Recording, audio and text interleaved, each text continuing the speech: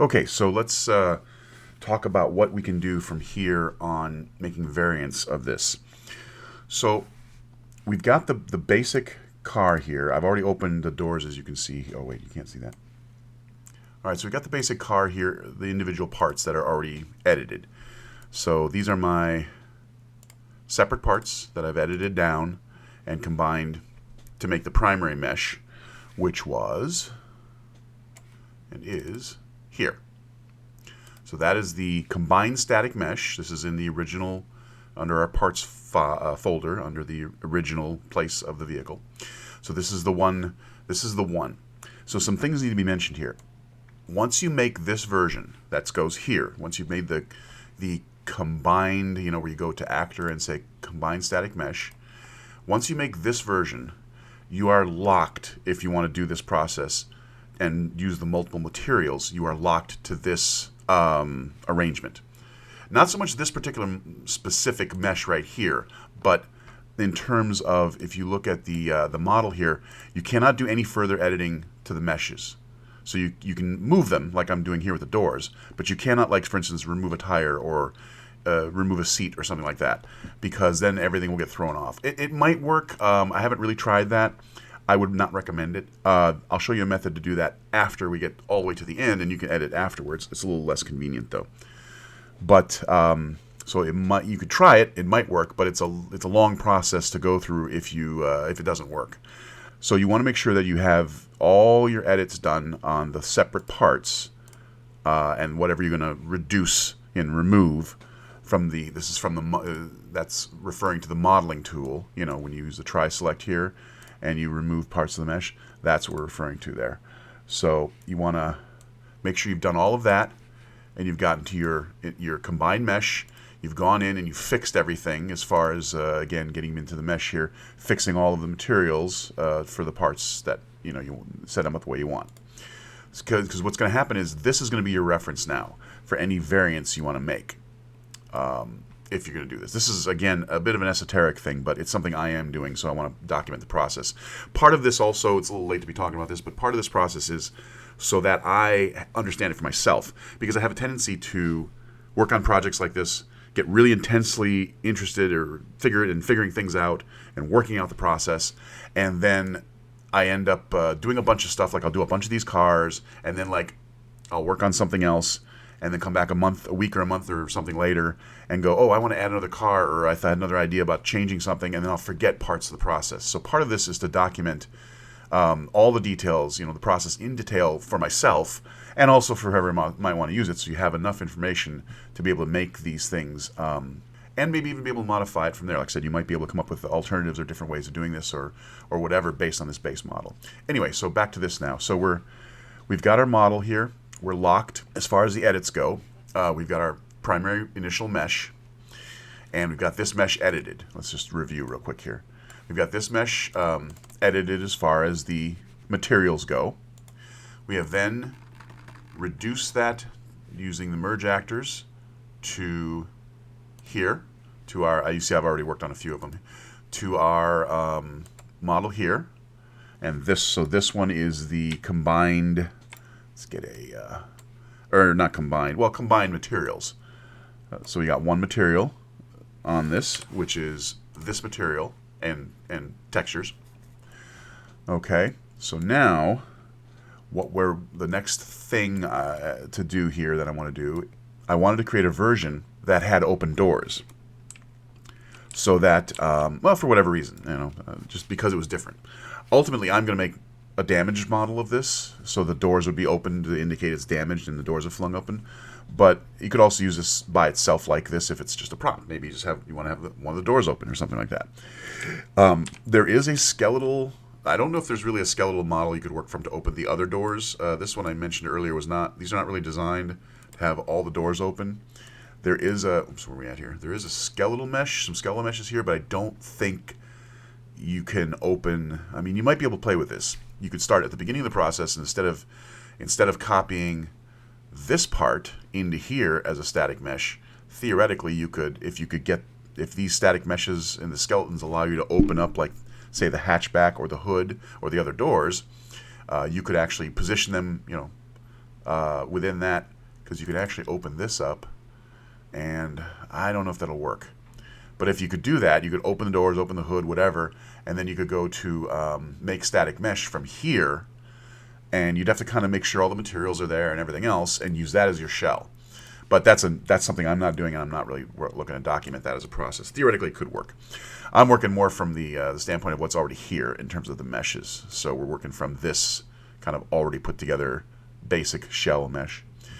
So I'm opening the doors, and basically from here, because this is the same pieces that we did this one as, we just basically do the same thing. We take this and we go to actor. Well, I don't have them selected, but you select all the parts and pieces. Make sure you do the, select all like this. You go to convert actors to static mesh. You end up with this mesh. But once again, you have to go into this mesh. And here's the key. This is really, really, really, really, really important. I can't stress how important this is. And I've mentioned this before, I think, in part of the process. But as it turns out, I had just done another car just recently, and I had one material, just one of these, did not match, and it threw everything off. The entire car went like chrome or something like that when I did the merge materials. So this is the original. So you'd use this as your base. Use this as your this is your reference, I should say. Use this as your, this is the door when you want to change, and make sure all of the materials are changed. Now, once again, as a reminder, very important, the elements might or might not line up in the same places. I think in this case it does. It looks like it does here. So you got to be very, very careful. You're referencing the right piece. So if you click on something like that, make sure that element 1. If it's not element 1 here, it could be element 3 or 5 or something else. I have had it both ways. I've had it match, like this matches. The other one I worked on the other day matched, but there were a couple others that did not. So it's important to know to figure out what the material or the slot is, and if they're invisible because you've edited them out, like this one I think is not there. Because you can do a highlight and it'll show you, like in context, where that piece is. But if you do a highlight and isolate, okay, this one is a mirror. You highlight and isolate. Let's see if we have one that's not there. I think this one's not here. So if you have a highlight, you isolate it and you highlight it, and you get nothing, then it's an empty one, and that's where we use our blank, or whatever common black or whatever we're going to use to reduce the number of material references here, to just blank it out. Just give it a reference so it'll be there. If it doesn't get used, it doesn't matter. But you got to make sure it's the same on both cars, on both versions of the car. Otherwise, you are going to have it not work. So that's very, very important. So once you get that fixed up, and you get the door fixed up, then you can continue on from there. Because that's really the tedious step, is getting all the materials to match. And you'll know, because you'll pull this in. This is now the combined mesh. You will go to merge actors. You'll set everything up in here. I don't have it set up right now.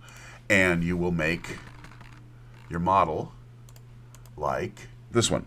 And what will happen is, when you pull this into the world, instead of getting, you see I've already damaged this one, instead of getting nice white, and all the black and stuff, it'll be like silver chrome, all the stuff it'll be patchy, everything will look wrong. Actually, this is probably the source. So everything will look off and wrong, and the colors will be in the wrong places and such like that.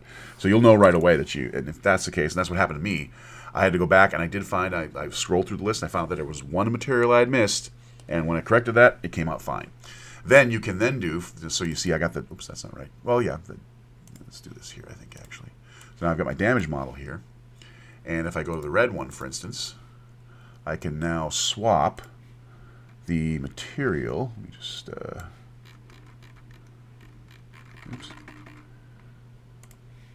And as you can see, it now goes on the right. And we get the correct color in the right places and all that stuff. So that's the real power of this method, is to be able to now do this. So now I have a damaged version that I can place with different colors. I can swap them dynamically, because I can just do a material swap when I spawn them, or they could be on the map, and I could just place them around the world with different colors, and whatever I choose. So that's the real power of that method. Now, the other thing we want to touch on real quick is the actual material itself, to show how this kind of works in terms of what it's going to look like and everything.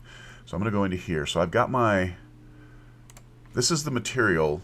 Well, mine's a little more complicated, but this is the basic way you would do the material for these, or at least one way. Obviously, you can do whatever you want and however you come up with it. But this is the way I do it to get the basic stuff in. I create a roughness parameter and run the alpha into the roughness and metallic into metallic, and of course, the body color and normal. That's all fairly straightforward. Mostly this parameter is the thing that's going to really do it for you. So when we go into here, let me grab the actual mesh. So when we go in here and we get our mesh up, and we're going to make, we're going to put these, fill in all the slots here. Okay. Okay. So now we can pick one of these. Let's do the gold one. So we do gold base, and we get our, okay, and our normal. Another tip, by the way, is when you do this, most of these, not so much the gold, silver, chrome, you're gonna need the metallic more, the specific metallic, maybe. But in many cases, within the same car family, or the same car model, when you're pulling these textures, I would export all of them if you're going to like Unreal Engine 4, but you can, in many cases, use the same normal and metallic for all the models, or most of them. Sometimes you get one that you need the more specific metallic, like gold, where you really need the specific gold metallic for it to come out right. But for like red, even red, but for white, black, and some others, you just need a metallic shine. You don't really need the specific. Anyway, so now we've got this. Now you can see, with this parameter set to 1, it's kind of an inversion. So you go lower to make it more metallic. So with this particular method. So you can see this comes out yellowish. It looks good. It looks goldish, but not gold like we would want. But if you reduce this down, you see you get a much more gold-like look, much more shiny.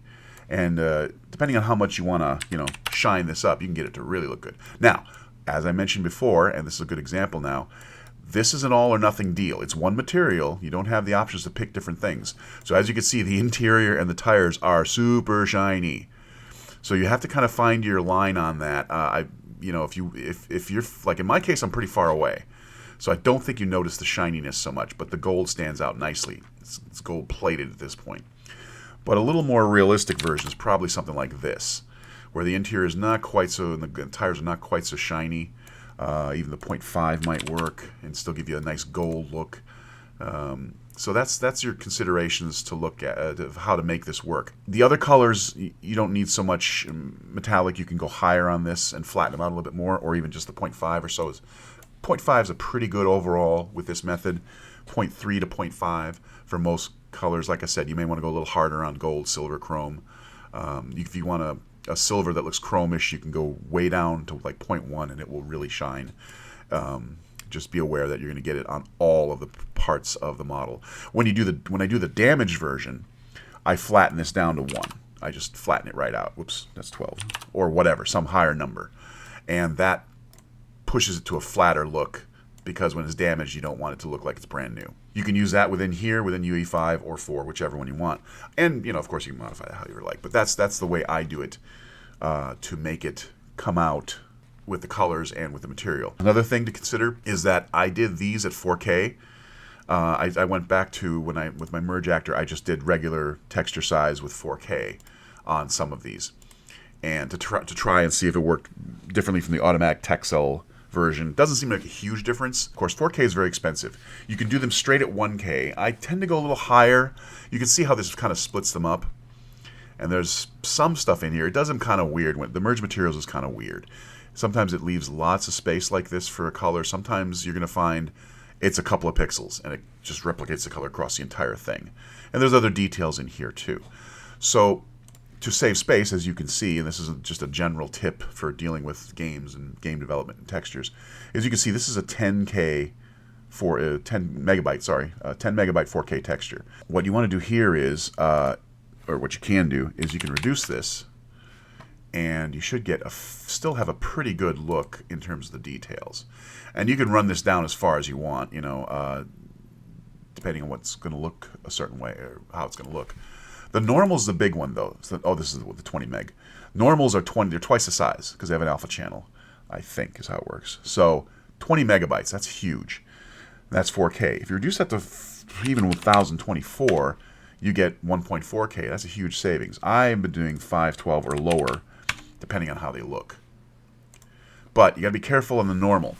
If you're going to do anything on reducing these textures like this, the normal is the one that probably should get the priority for a little higher setting, because a lot of the details are carried in the normal.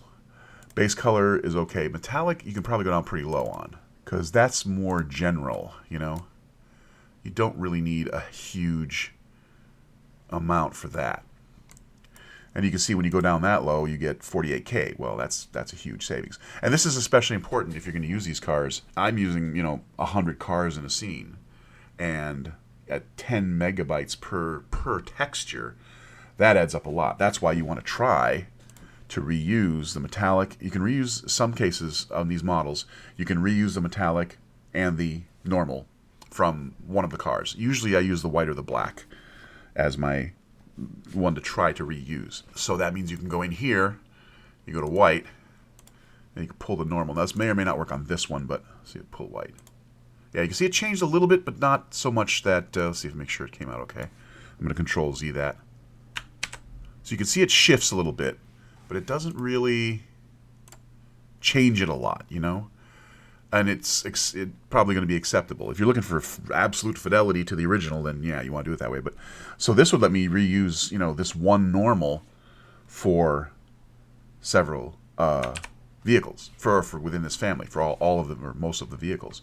And that's a huge savings, because when you're getting down to performance issues, and memory on the card for the texture storage and all that stuff, the less unique textures, the better. So this references the same texture. If it's on 5 different cars, 6 different cars, however many I got, or in the scene, well, it only needs one texture to set up all of those. You will need, of course, the body color for each one. But metallic and normal can probably be reused in most cases. So keep that in mind. So we've reduced this down. Now if we reduce the, let's see, where's the normal? I'm going to try something really radical here. It still looks pretty good. You're getting a little bit of weirdness in that. So that doesn't look too terribly bad, really, for having that texture and all those textures down that low. Usually, though, there is diminishing returns on that, so you got to be careful. I doubt this is going to look like much. Yeah, see how that flattens it out and messes with the colors? So you'll have to find the line, but if you find a good line, you can save quite a bit of performance and memory on these. That's still not really acceptable as far as I'm concerned. And that looks pretty good. And again, if you need more fidelity, you can bump that up. But the normal is low. I mean, I got the normal down to 128. Try 256 real quick and see if that... So this is where you have to tweak and stuff. That looks pretty good, actually. That might be a pretty good option. I think 120 might be a little too low. But again, in my case, for my purposes, it still looks pretty good. I'm going to be a distance away. I'm not going to be right up close to it. And I usually check up close, like about this distance. Because if it looks good here, it's going to look good for me at just about any distance except right up next to it. So I go like usually somewhere around here, and use that as my guide. And then the metallic, let's try something radical here. Go 64 on the metallic. Yeah, it still doesn't look half bad. So some of these you can play with. Oh yeah, you can see it did change. You can see how it changed the color here.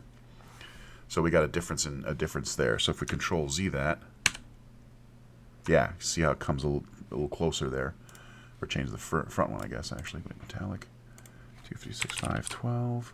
And as you play with these numbers, you'll probably see differences between them. Of course, it's also different when you swing around, because the lighting will affect how that looks too. So you got to be careful about that.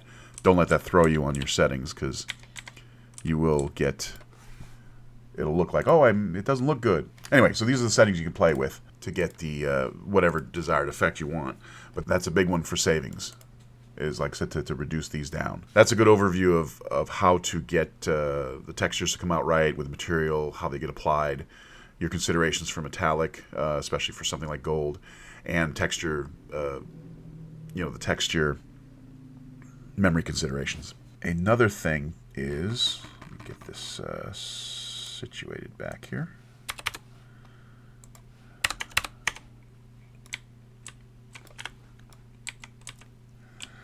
So then what I do is I go in to do a kind of a reduced version. I take this, I duplicate it, give it a different name like small or reduced or something like that. I go in here, and then you figure out what your tolerance is for how much you want to do a reduction on here. Where is it now? Here we go. You know, how smooth you want this to look. Because right now it's 472,000, 442,000 triangles. That's a heck of a lot. I think we want more like 10% of that, or 20 at most. 15 might look good. It'll certainly be decent for polys, but whether it'll look good or not, the tires are the thing you're going to look for. Tires and the roof line and any curves like these, because that's the kind of stuff that's going to go sideways on you, especially the tires. The tires will get very faceted when you go below 20%. And again, depending on your application, my application's got some distance. I can go pretty low, but for quality, yeah, see, that's a little, it's okay.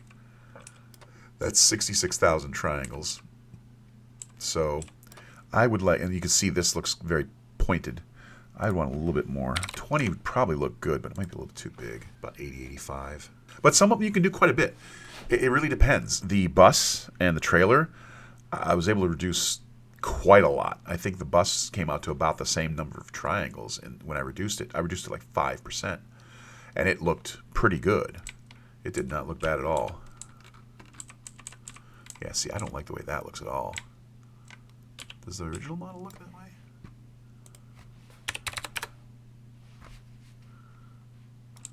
Oh, we may have a problem there too.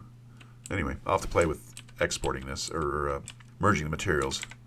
Usually it doesn't come out this wonky, like this here. I didn't notice that before. But that's the basic methodology and the way to get that to work. Anyway, that's what I came up with. If you have any questions, I may have skipped some stuff or missed some stuff, but just leave a comment. I'll definitely comment back and try to explain further, or maybe do another video.